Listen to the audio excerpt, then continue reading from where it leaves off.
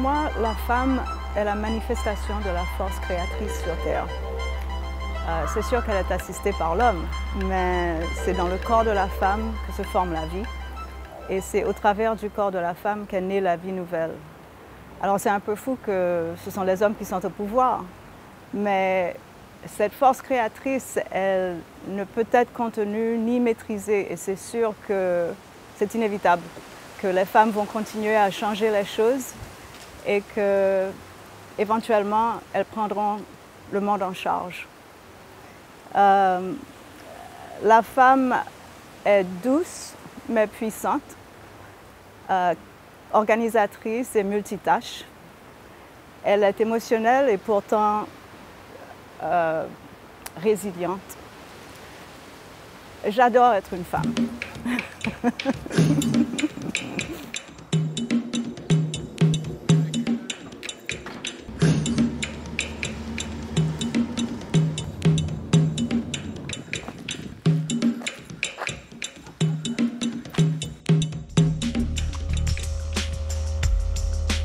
La vie à Hollywood, c'est super finalement parce qu'on a, on a les collines, on a la mer, on a le désert et il y a même la neige pour ceux qui veulent faire du ski à 1h30 de Hollywood.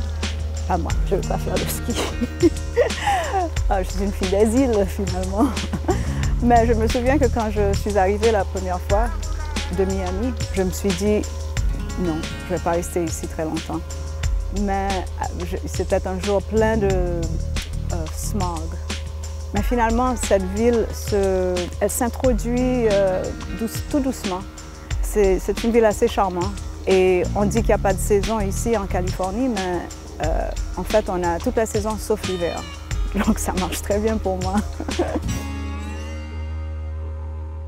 Je suis née à Port-au-Prince, en Haïti, où je n'ai pas vraiment beaucoup de souvenirs, mais à part des journées fantastiques avec mes cousins au bord de la piscine le dimanche après-midi.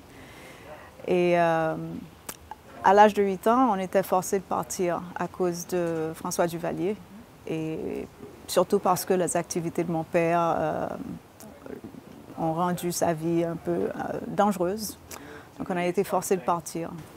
On a été à New York avec toute la famille, où j'ai grandi jusqu'à l'âge de 21 ans. J'ai été au collège et j'ai appris le business et le marketing. Mon premier job était à CBS, où j'ai travaillé comme assistante de l'éditeur. Je lisais des scripts et je racontais ce que c'était et je faisais des synopsis. Et je leur donnais mon opinion sur si ça ferait un bon film ou une bonne série pour le Channel. Arrivée à Los Angeles, j'ai travaillé pour une boîte de communication, enfin une boîte de relations publiques. J'étais attachée de presse pour la majorité de leurs clients qui étaient à but non lucratif, causes progressives, humanitaires. J'avais comme client Newsweek Magazine et d'autres médias aussi. Et je me suis bien éclatée dans ce job, il faut dire. J'ai appris à écrire comme un journaliste et j'ai fait beaucoup de contacts intéressants et importants dans les médias.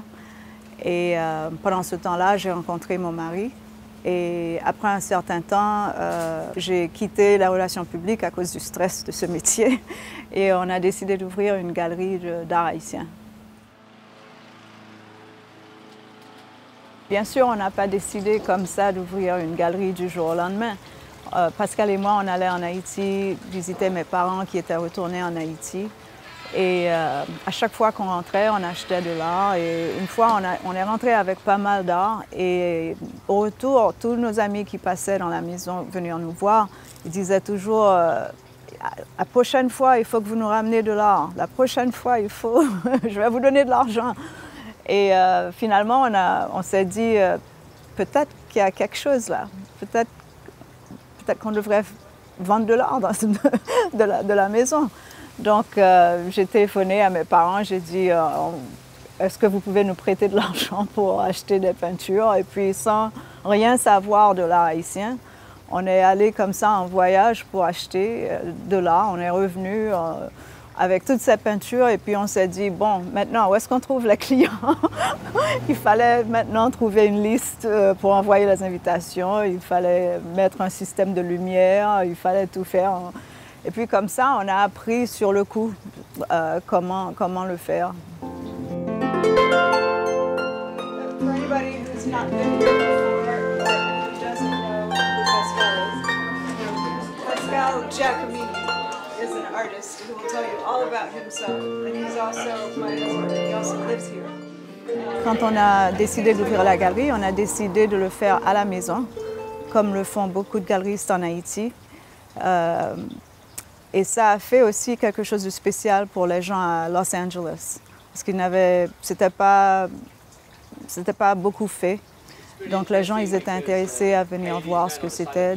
Et nous, on voulait montrer de l'art comme on le voit chez les gens, pas vraiment dans une galerie, dans un endroit froid. Et on a introduit pas mal de monde à l'art haïtien ici. The guy took 2 long wires and went to the post. Ce qui a fait aussi le succès de la galerie, c'est que Pascal, qui était déjà artiste et sculpteur, quand il est allé avec moi en Haïti plusieurs fois, il est devenu vraiment intéressé à ce que faisaient les sculpteurs qui travaillaient avec le fer découpé. Et finalement, il a commencé à faire des sculptures qui étaient inspirées par ce qu'il avait vu en Haïti. Par exemple, cette sculpture, c'est son interprétation du grand Loa dans la mythologie vaudou qui s'appelle Papa Legba.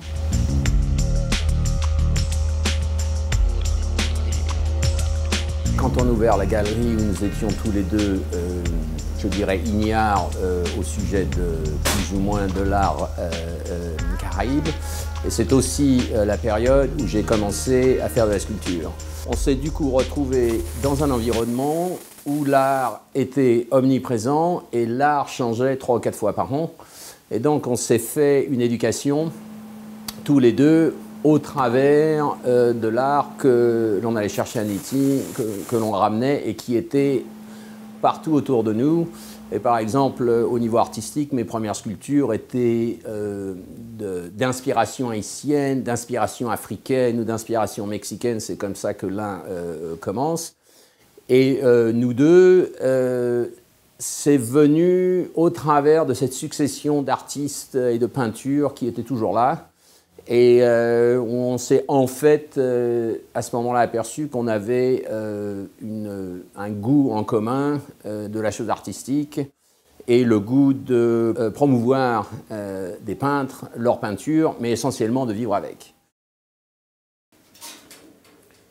Quand j'étais encore à Miami et que j'étais toujours frustrée avec cette question de carrière, j'ai été voir un voyant qui m'a dit que je ferais quelque chose qui aiderait au monde à comprendre la culture de mon pays.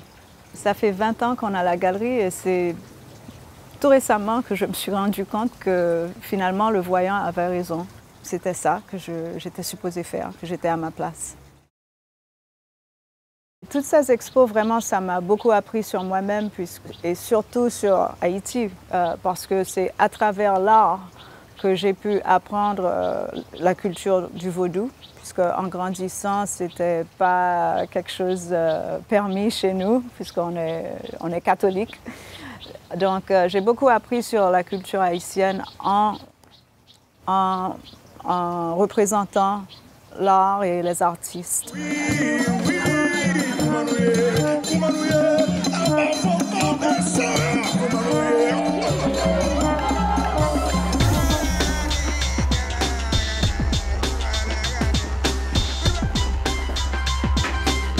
Après 10 ans à travailler dans la galerie, on avait décidé qu'il fallait diversifier un peu parce que c'est pas toujours facile de gagner sa vie avec l'art. Et quelqu'un nous a demandé si on était intéressé à faire une exposition de photos sur l'art du henné sur le corps. Le henné, c'est une plante qui pousse à travers l'Afrique, l'Inde et le Moyen-Orient. Et les gens s'en servent pour faire des dessins sur la peau. qui dure 2 semaines à peu près. Donc ça devient, c'est vu comme un tatouage temporaire ici aux États-Unis. Donc on a trouvé que c'était une idée chouette. Et donc on a été voir ce qui se passait à New York dans cette galerie et on est revenu très excités. On pensait qu'il y avait un futur dans ça peut-être. Et on a décidé d'ouvrir un studio à West Hollywood. Je pense que ça a eu un grand succès aussi parce qu'il y a cette partie traditionnelle avec le henné à travers les pays où on s'en sert. Et pour eux, c'est une plante magique. C'est un porte-bonheur, ça porte l'amour, la prospérité. Les femmes qui se marient en Inde, elles se font dessiner sur les paumes de la main avec le henné. Ils disent que si la couleur est très forte, que le mariage va durer beaucoup plus longtemps.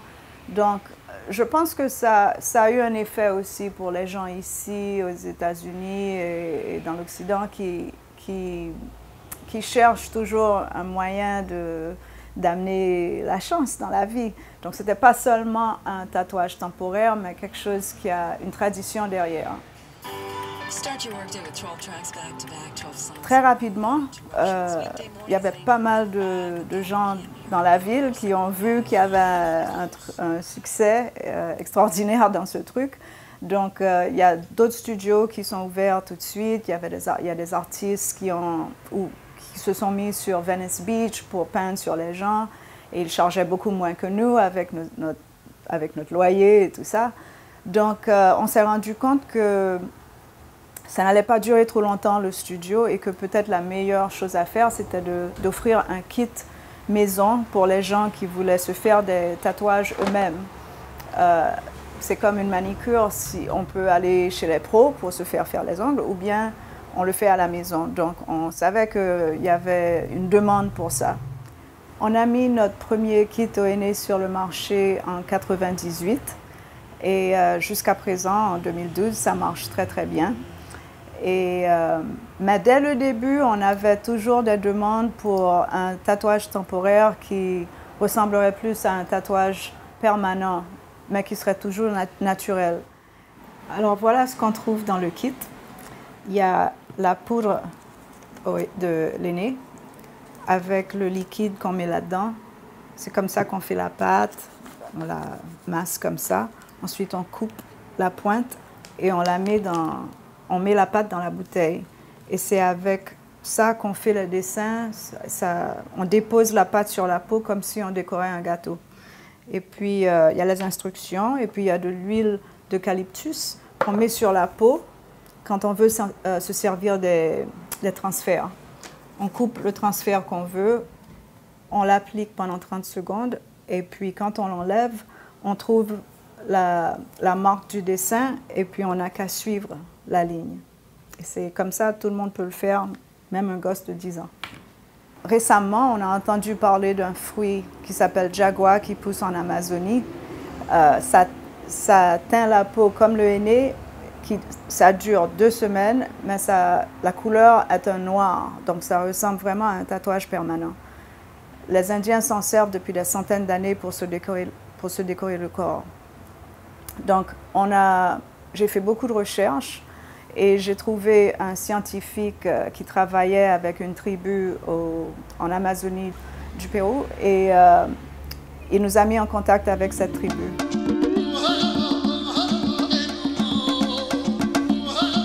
Mon mari a fait un voyage extraordinaire pour arriver dans le village où habite cette tribu. Un voyage de 2 jours. Et maintenant, on a une relation avec eux. Ils récoltent le fruit pour nous. Ils nous envoient le jus. Et c'est avec ce jus qu'on fait le gel qui se trouve dans nos kits au Jagua.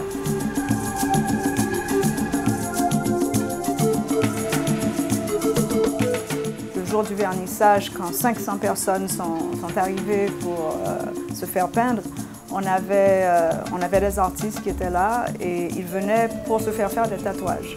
Et on avait 12 artistes en rotation tout le temps.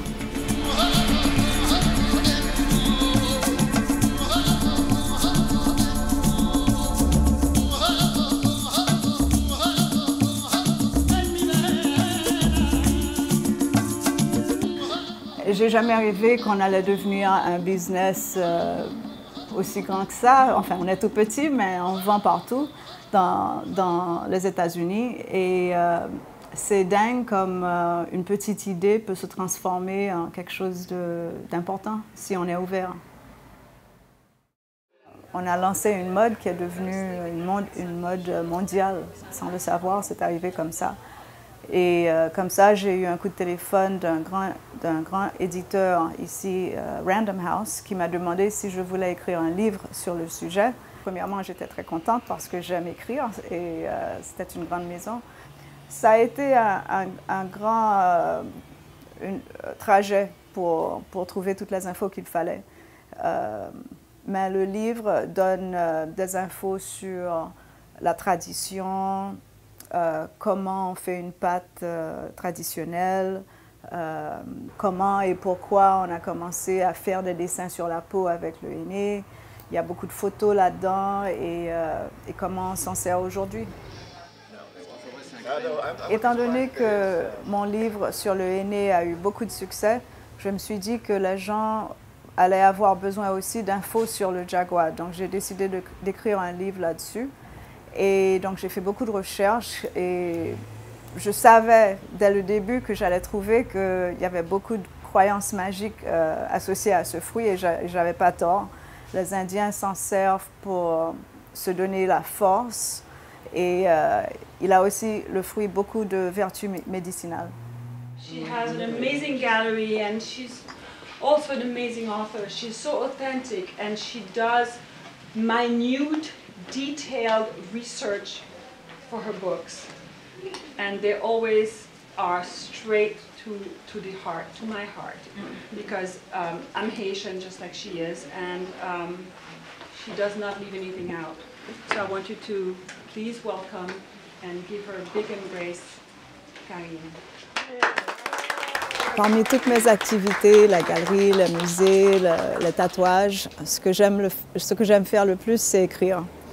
Et après mon premier livre sur le henné, j'ai écrit mon deuxième livre, c'était sur les cérémonies et les rituels.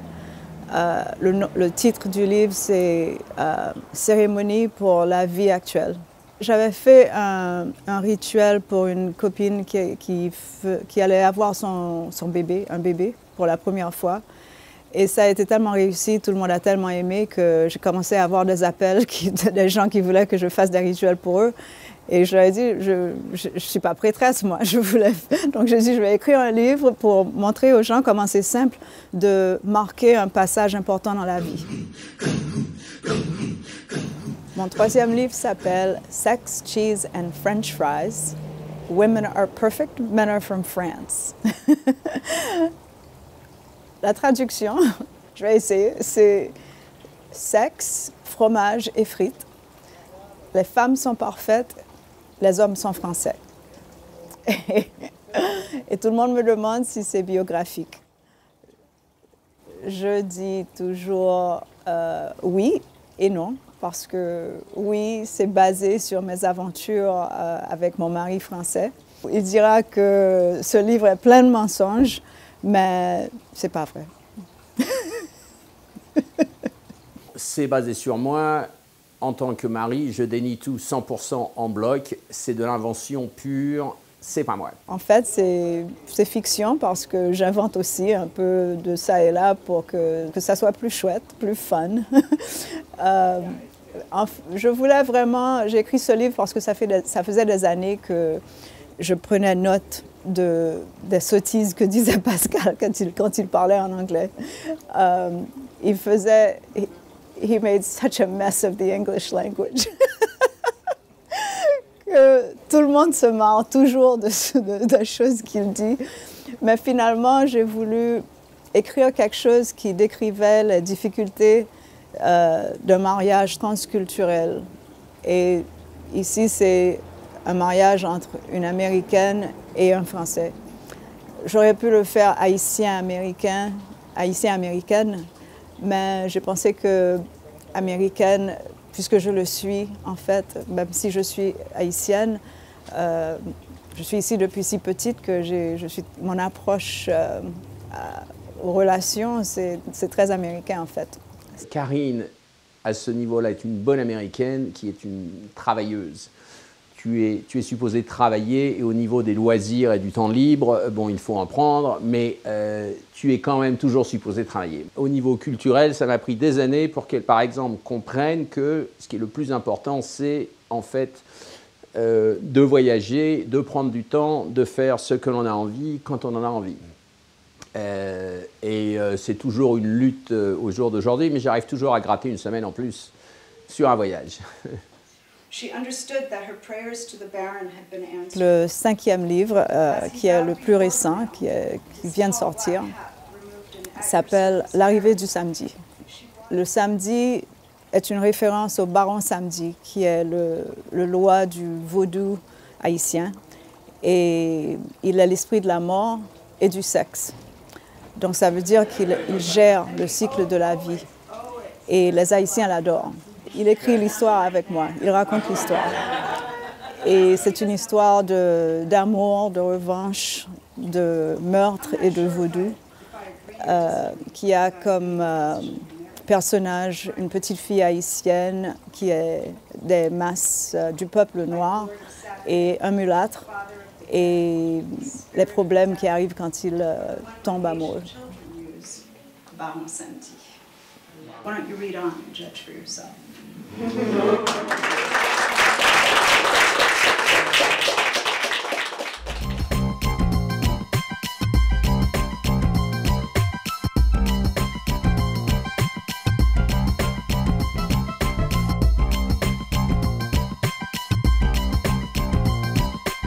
Vivant avec un artiste et représentant les artistes pendant toutes ces années, soudainement j'ai eu une envie folle de faire quelque chose avec mes mains aussi.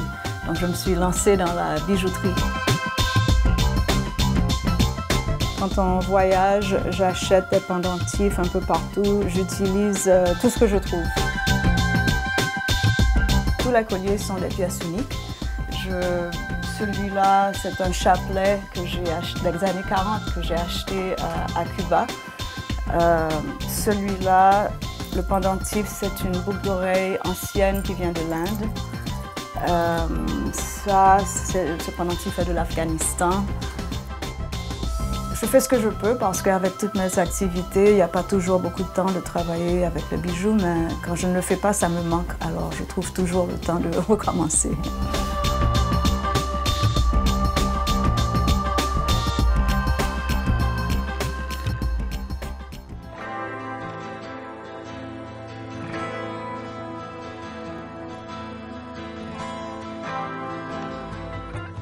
Je pratique la méditation depuis 30 ans, qui est le meilleur moyen pour moi de me recentrer sur ma féminité.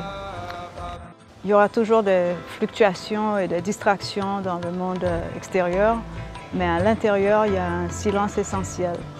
Et avec la méditation, c'est comme ça que j'y arrive à retrouver ce silence.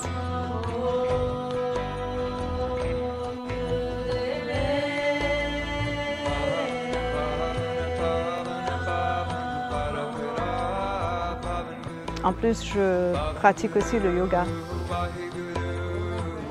le Kundalini Yoga.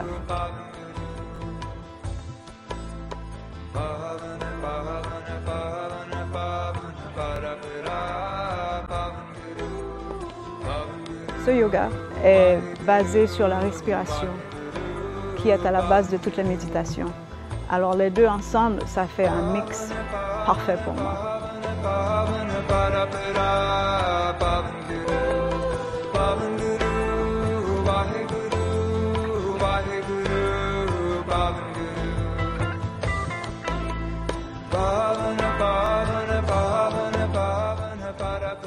Pour moi, le but de la vie, c'est de vivre la joie.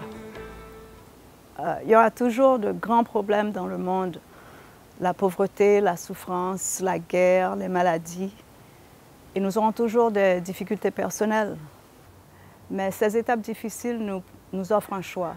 Qui est-ce que je veux être?